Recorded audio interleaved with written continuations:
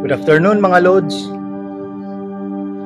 Pa-suggest naman mga loads, comment down below kung anong gamit yung distansya sa mga tire wires na pinapatungan ng insulation. Kung nagawa ko 20 cm to 40 cm, yung iba 40 cm, yung iba 30, yung iba 40. Suggest guys kung tama ba yung nagawa ko guys, kasi pang amateur lang to sa akin guys. At least naka minus ng gastos guys, DIY lang tayo guys.